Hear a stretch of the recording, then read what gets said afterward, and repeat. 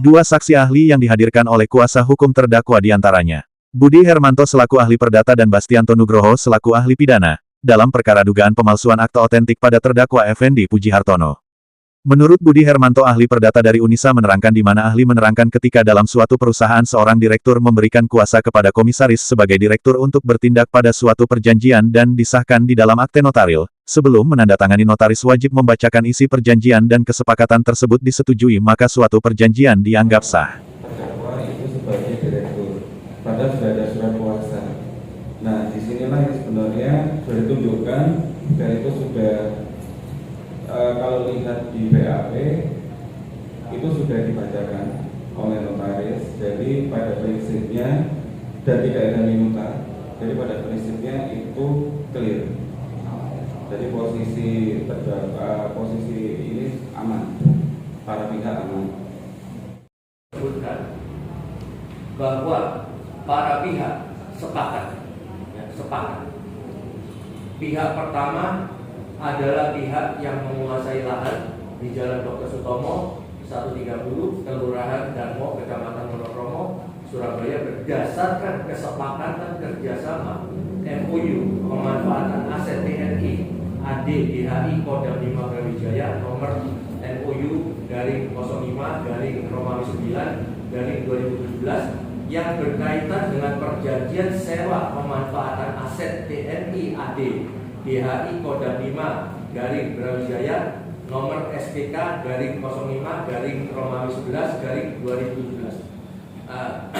Menurut ahli, apakah dengan statement ini para pihak itu sudah mengakui bahwa mereka sudah mempelajari mengenai dua perjanjian tersebut dan sudah sepakat untuk mengakui sebagai suatu kebenaran bersama? Iya, sudah sepakat. Sepakat ya? Apalagi kalau kita baca ya toh, bahwa sebelum terjadinya penandatanganan itu sempat terjadi renvoy. Hampir setiap halaman ada renvoy. Dan dalam renvoy itu tidak satupun menyebutkan pihak pelapor keberatan terhadap MOU maupun SPK yang dibuat oleh pihak pertama dengan Kodam 5 Brawijaya. Dan kemarin fakta persidangan juga menyebutkan bahwa notaris juga mengakui bahwa setelah ditandatangani perjanjian itu, pihak pelapor 2-3 kali meminta dilakukan adendum, tapi tidak sempat dilaksanakan karena bertentangan dengan apa yang diperjanjikan.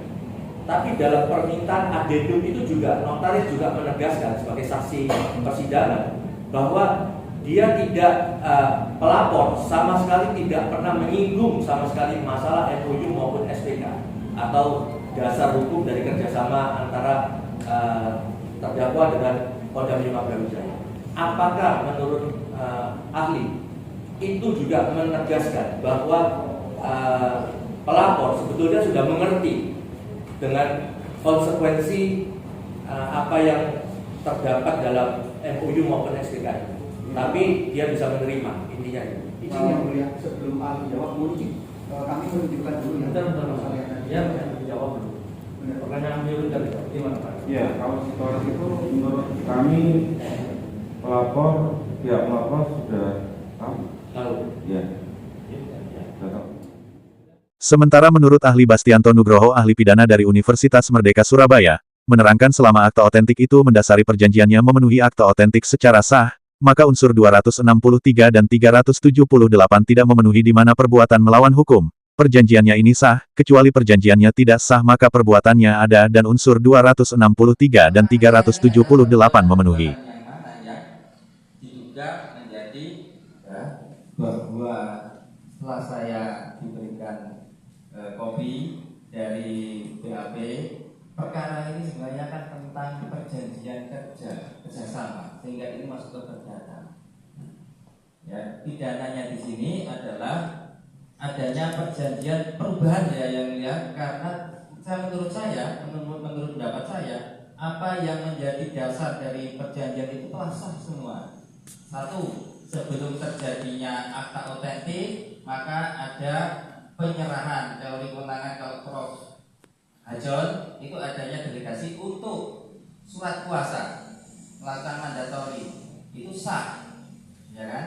Lalu yang kedua, adanya perubahan dari 5 tahun menjadi 3 tahun itu karena ada perubahan regulasi dari Permenq. Sedang yang ketiga, adanya restu atau adanya izin untuk disewakan atau ini menjadi objek sewa, ada izin dari KPKNL. Sehingga menurut pendapat saya, ketika semua ini yang menjadikan dasar perjanjian ini sah, maka semua produknya juga sah. Tidak bisa dikatakan akta otentik itu terselip yang namanya keterangan. Usai persidangan kuasa hukum saat dikonfirmasi bahwa keterangan ahli berdua sangat meringankan terdakwa, karena perbuatan terdakwa, terkait perdamaian belum memenuhi unsur-unsurnya yang diduga perbuatan terdakwa diduga pemalsuan dari saksi akta pertama otentik. dan kedua apa Pak tanggapan jenengan? Ya dari keterangan ahli ini kan dia sudah kita memberikan ahli perdata sama ahli pidana.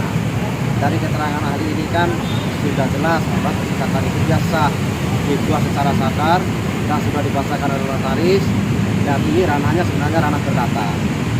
Tidak ada dalam ranah perdata bahwa akta itu dia akta yang sah atau tidak sah. Apabila dia mau dibatalkan atau terdapat permasalahan, maka yang dibutuhkan langkah hukum perdata. Itu kan sesuai dengan keterangan ahli ya. Apabila salah satu pihak ini merasa bahwa secara subjektifnya ini dia tidak terpenuhi, maka harus mengajukan pembatalan di pengadilan dan seperti itu. Atau apabila ada sesuatu hal yang cacat dalam akta tersebut, harus mengajukan kepada majelis kehormatan notaris, kan seperti itu dari ahli perdata. Untuk pidana? Dari ahli pidana ini mengatakan kan tidak ada unsur menyuruh melakukan perbuatan untuk memasukkan keterangan palsu, tidak ada serangkaian kebohongan, tidak ada tipu muslihat dalam case yang ini. Ini kan harusnya kan seperti dikatakan oleh ahli perdata, suatu hal yang privat yang semestinya dia ranahnya ranah perdata. Karena dia anggap semua perjanjian di dalam perdata sah, maka unsur 372, 378-nya tidak ada ya Pak? Tidak terpenuhi. 266 dan 378. 266 dan 372 tidak terpenuhi. Intinya seperti itu ya keterangan dari ahli pidana. Ya. Oke, makasih Mas. Sayangnya jaksa penuntut umum tidak senada dengan analisa ahli. Karen semua kita lihat di fakta persidangan dan Jadi perkara gimana ini Mas kita kalian menurut serahkan jenengan? pada hakim. Keterangan dari dua ahli perdata dan pidana menurut jenengan apa Mas? Apakah meringankan, apakah memberatkan? Tanggapannya Bang? Kalau dari kacamata kami mungkin ya sedikit tidaknya ya meringankan bagi terdakwa. Tapi kan kami juga sudah menghadirkan ahli selayaknya ahli yang dihadirkan oleh pihak terdakwa. Jadi biar nanti majelis hakim yang menilai mengkonfir bahwasannya keterangan ahli yang mana yang memang seyogianya terbukti dalam fakta persidangan. Intinya seperti itu ya Bang. Oke, makasih. Sedangkan KPKNL saat dikonfirmasi enggan Kedua berkomentar. saksi itu Pak. Mas, Mbak Lamani. No comment. Dari Surabaya Rahayu mewartakan.